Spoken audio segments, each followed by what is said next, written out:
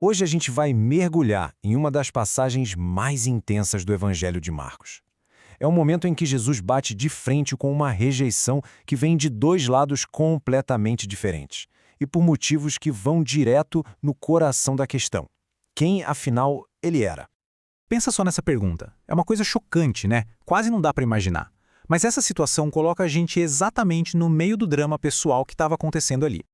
Pois é, por mais extremo que pareça, foi exatamente isso que aconteceu com Jesus. E essa é a primeira camada do conflito que a gente vai analisar, vinda justamente de quem deveria ser o seu maior apoio.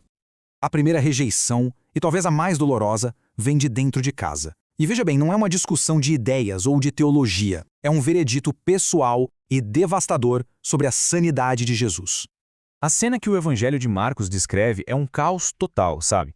Imagina, Jesus está numa casa e a multidão é tanta, mas tanta gente, que nem ele, nem os discípulos conseguiam parar para comer. Quando a família dele fica sabendo disso, a conclusão que eles tiram é drástica. Eles não enxergam ali um mestre ou um profeta, não. Eles veem alguém que passou dos limites e que precisa ser controlado. E agora a história dá uma virada. A gente sai dessa rejeição familiar e entra em outro tipo de confronto. Se a família agiu por uma preocupação, ainda que toda errada, o que vem agora é uma oposição calculada, vinda dos especialistas em religião da época. E aqui o contraste fica gritante.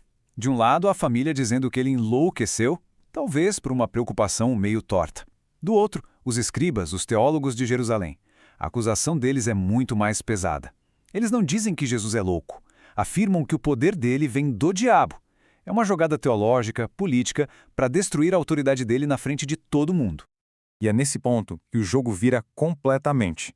Jesus, que até agora era o acusado, pega a palavra. E olha, ele não fica só se defendendo, não. Ele vai para cima, usando uma lógica impecável para desmontar as acusações.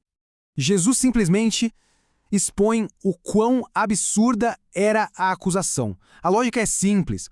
O mal não luta contra o próprio mal para promover o bem. Se ele está expulsando demônios, não tem como estar fazendo isso pelo poder do chefe dos demônios. É um argumento irrefutável que deixa os acusadores sem palavras. Ele não para por aí. Em seguida, Jesus usa uma parábola poderosa que revela a missão dele. Ele mostra que não está na defensiva. Muito pelo contrário, ele se apresenta como o invasor, alguém que é mais forte que o homem forte. Ele veio para invadir o território do inimigo, amarrar o poder do mal e libertar as pessoas. Isso muda toda a perspectiva. E depois dessa demonstração de poder e lógica, Jesus faz um dos avisos mais solenes e debatidos de todo o seu ministério. O tom da conversa muda, fica pesado. E o que ele vai dizer agora é de uma importância gigantesca. Olha o peso dessas palavras. Jesus estabelece um contraste absoluto. Todos os pecados, todas as ofensas podem ser perdoadas, mas existe uma exceção, um ponto sem retorno, um pecado que ele chama de eterno. Então, o que isso significa? Não se trata de soltar uma palavra errada sem querer. É uma condição do coração. É olhar para a obra clara de Deus, para a luz, e de forma deliberada, insistente, chamar aquilo de trevas. É uma dureza de coração tão profunda que a pessoa acaba rejeitando a única fonte de perdão que existe.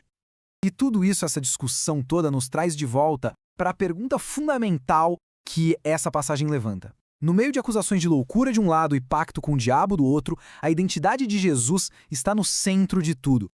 Então, no fim, a gente fica com três visões completamente diferentes de Jesus. Para a família dele, um louco que precisava ser contido. Para os especialistas religiosos, um agente do mal. Mas, na própria definição dele, ele é o resgatador, o libertador.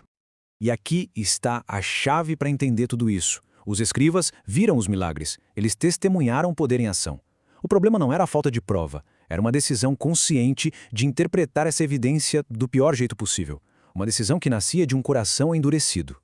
No final das contas, a passagem deixa todo mundo com as mesmas opções. As pessoas daquela época viram a mesma evidência e chegaram a conclusões opostas. E assim, a análise termina com a pergunta que ecoa através dos séculos. Diante de sua vida, suas palavras e suas obras, quem afinal é Jesus?